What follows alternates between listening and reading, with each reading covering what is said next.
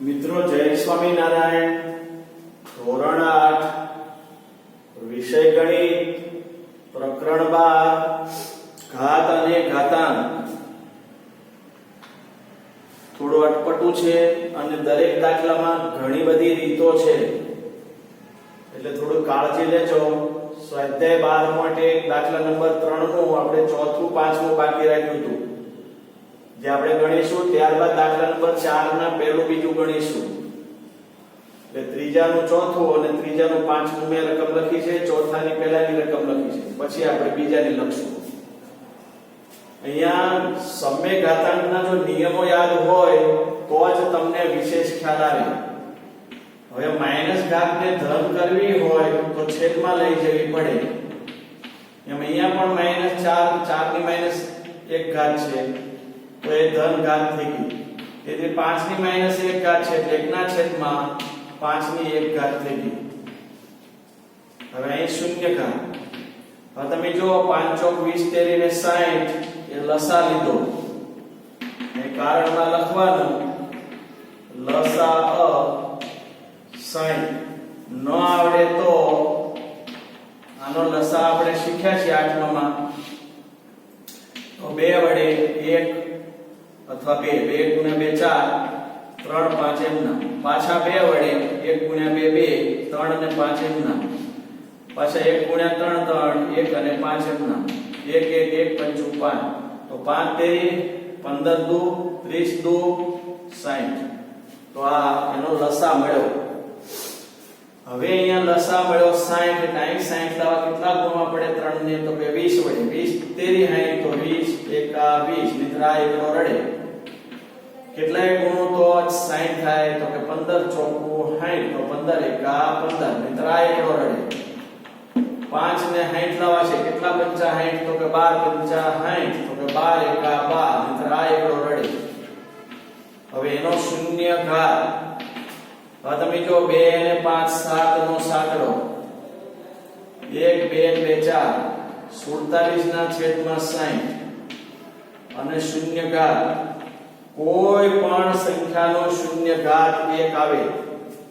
તમે આમ જો x છેદ y હોય એનો શૂન્ય ઘાત બરાબર a છેદ b નો શૂન્ય ઘાત બરાબર 4 છેદમાં a નો શૂન્ય ઘાત બરાબર b ના છેદમાં 3 નો શૂન્ય ઘાત બરાબર 1.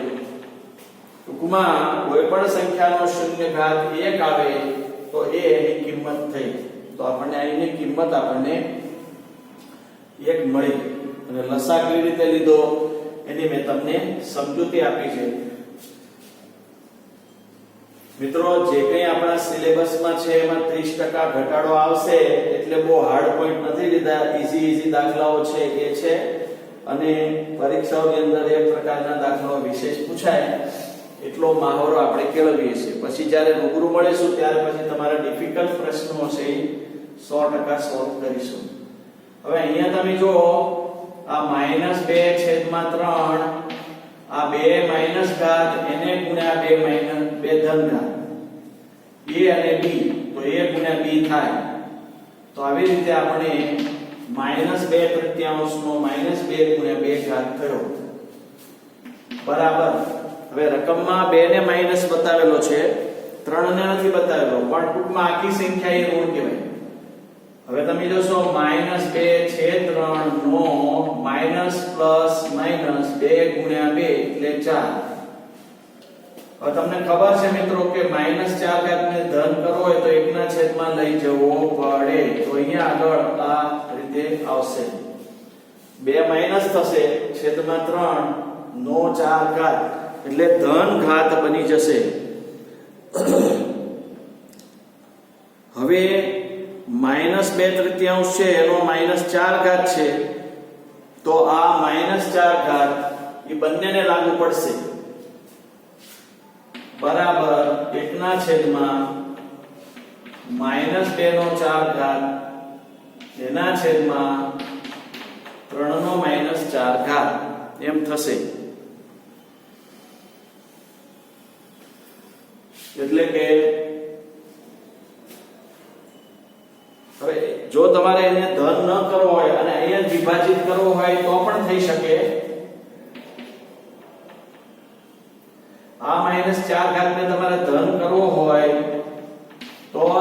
સંખ્યાને વ્યસ્ત બનાવો તો ઘાત ધન થઈ જાય. શું કહ્યું મેં?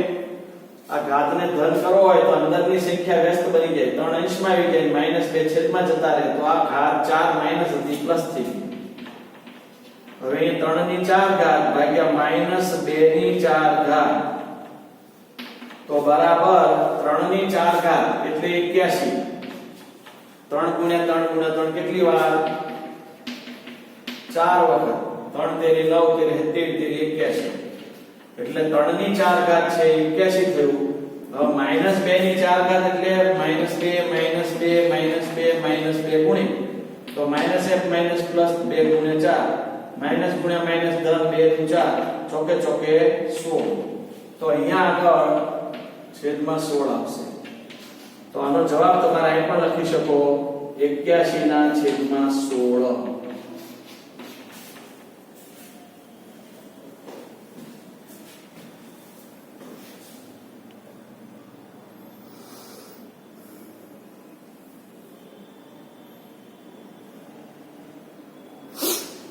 તો 81 ના છેદમાં 16 એ પરિણામ આવ્યું, એ કિંમત આવી.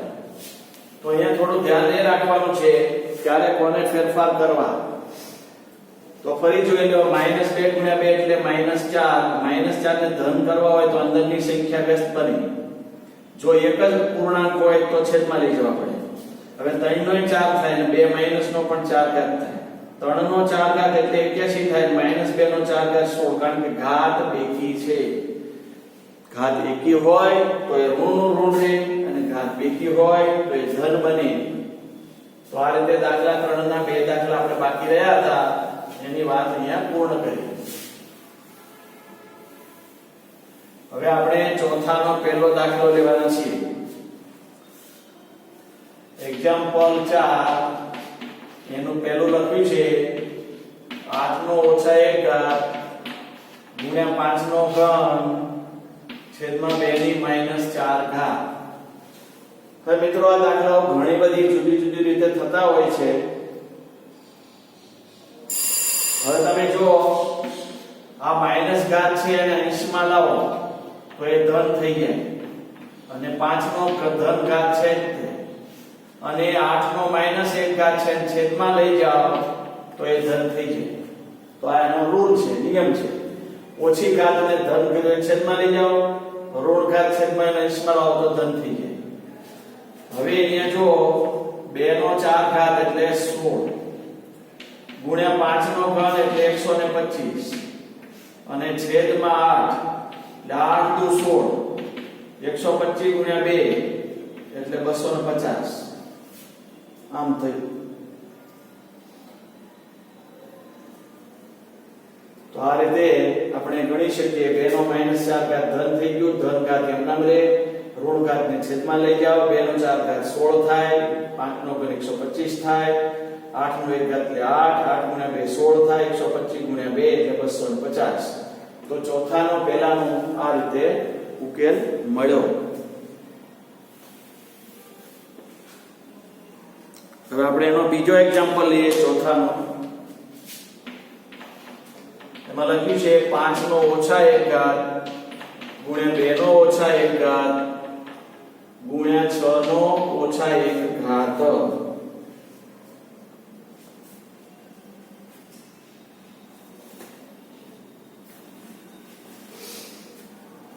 હવે મિત્રો બધાના -1 ઘાત છે અને સંખ્યા a b અને c માની લો. તો તમે આમ કહી શકો a ગુણ્યા b ગુણ્યા c નો -1 ઘાત. સિદ્ધાંત પ્રમાણે આપણે અહીંયા લખવું હોય તો શું લખી શકો? અને જો સરળ કરવું હોય તો 5 ગુણ્યા 2 10 થશે, 10 ગુણ્યા 6 એટલે 60 થશે. એવું પણ કરી શકો.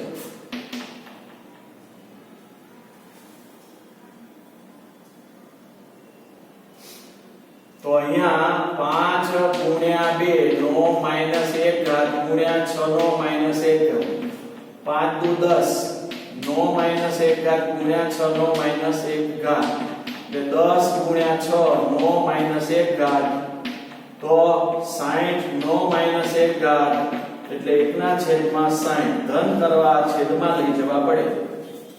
આ ઋણ ઘાત 1 છે, ધન કરવો હોય તો 1 ના છેદમાં લઈ જાઓ એટલે 60 નો ઘાત જે ધન ઋણ હતો એ ધન થઈ જશે. 5 દુ 10, 10 ગુણ્યા 6 60. અહીંથી સીધું પણ તમે આમ લઈ શકો 5 ગુણ્યા 2 ગુણ્યા 6 નો -1 ઘાત. અહીંથી આમ પણ લઈ શકો કારણ કે ત્રણેય આધાર જુદા છે, એકને a એકને b એકને c ધારો -1 ઘાત હોય તો એકવાર લખાય. 5 દુ 10 ગુણ્યા 6 એટલે 60 અને -1 ઘાત ધન કરવો હોય તો 60 નો 1 ઘાત એટલે કે 1 ના છેદમાં 60 કહેવાય. તો આ ચોથાનો બીજો દાખલો એ આ રીતે પણ ગણી શકો.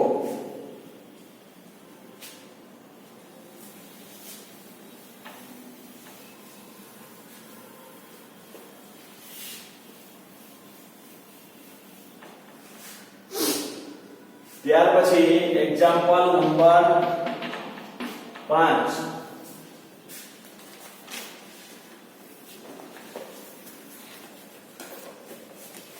એમાં લખ્યું છે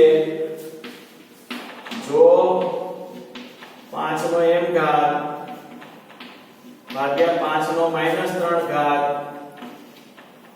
બરાબર 5 નો 5 ઘાત હોય તો m કેટલું મળે એવી વાત આપણને અહીંયા કરી છે. શું મળે એમ પૂછ્યું છે. તો મિત્રો આધાર સરખા છે તો ઘાતાંકોની બાદબાકી થાય ભાગાકાર વખતે.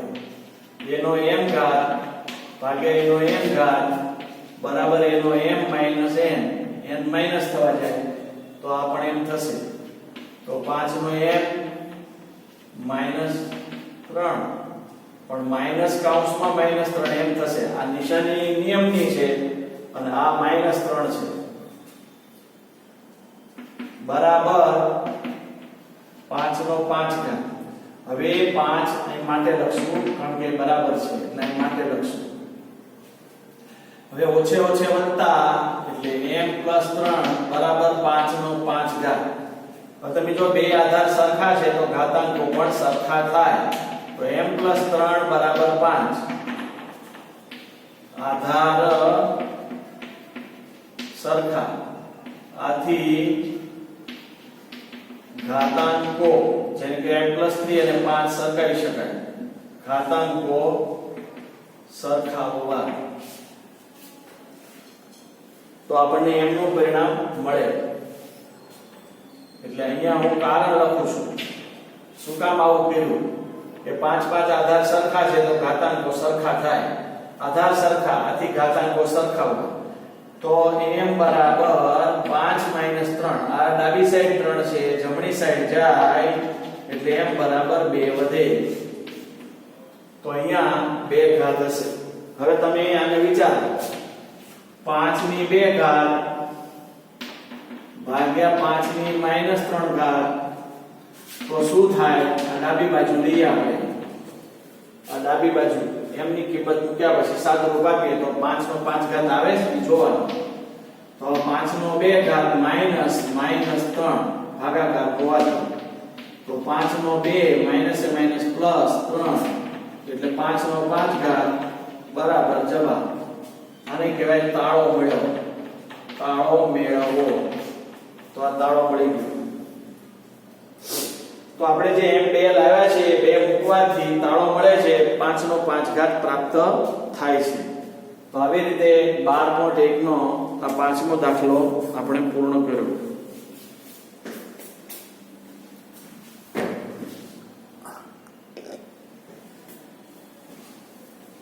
હવે દાખલા નંબર 6 તરફ જઈએ.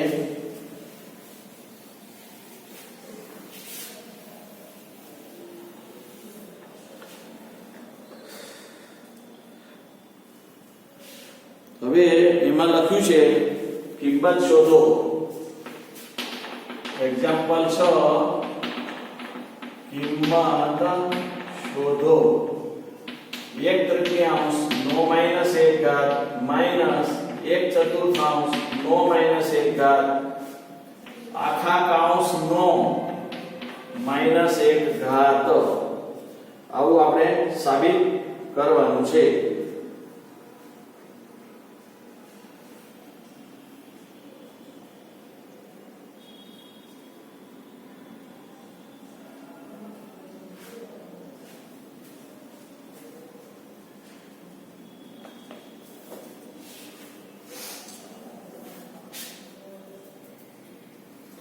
જો અહીંયા 1/3 નો માઈનસ 1 ઘાત, અહીંયા 1/4 નો માઈનસ 1 ઘાત, અહીંયા માઈનસ છે, અહીંયા પાછો માઈનસ છે.